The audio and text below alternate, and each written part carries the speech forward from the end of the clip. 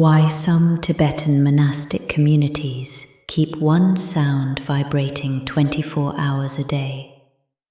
Layer, what you're seeing, hearing, under the hood purpose, outer form.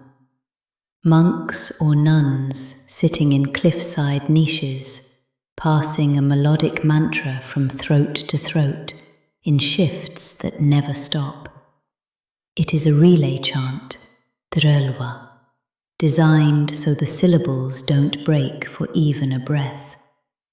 When one voice fades, the next has already risen. Energetic form. The mantra is tuned to a low drone around 55 to 63 Hz. Their overtone growl rides on that carrier. The caves amplify the bass, while the water threads ionize the air.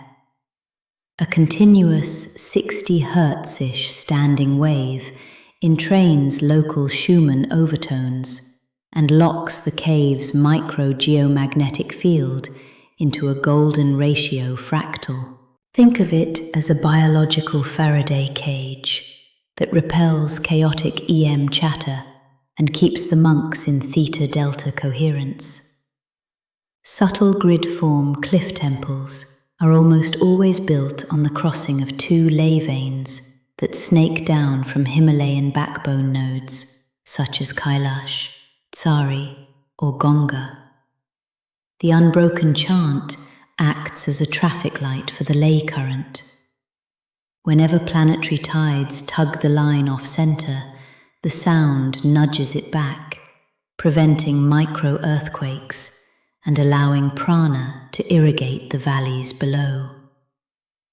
Locals often notice the springs at the foot of such cliffs never run dry. The practice in Tibetan Buddhism. 1. Lineage, called Nyen Ngen Nyengyud, ear whisper transmission. The most famous example today is kept by nuns of the Dongyu Gatsal Ling lineage, but many cave hermitages around Tibet, Ladakh, and eastern Bhutan maintain a variation. 2. Mantra choice. Om Ahum Vajra Guru Padma Siddhi Hum Padma Sambhava is common. Some communities rotate between Medicine Buddha, Green Tara, and Chenrezig mantras to cover healing, protection, and compassion bands. 3. Duty cycle, 2-hour shifts. After each shift, the yogin drinks Tsa-ngon, bluestone mineral water, to replace electrolytes lost through the low-frequency vocal vibration. Heart rate studies show they hover around 5 bps, approximately 300 bpm, 60 equals 5 Hz. The same pent rhythm we talked about earlier. Why it matters beyond the monastery, for local villagers, for global grid keepers, for your own practice. Stable weather, fertile soil, fewer mudslides. These sites act as acoustic anchor pins in the Himalayan spine.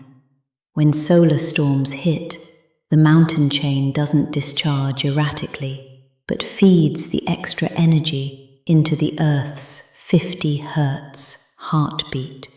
You can mimic the effect at home. Hum a steady 55 Hz or chant Om in a low register for 5 minutes, palms on heart and navel, and let the bones vibrate.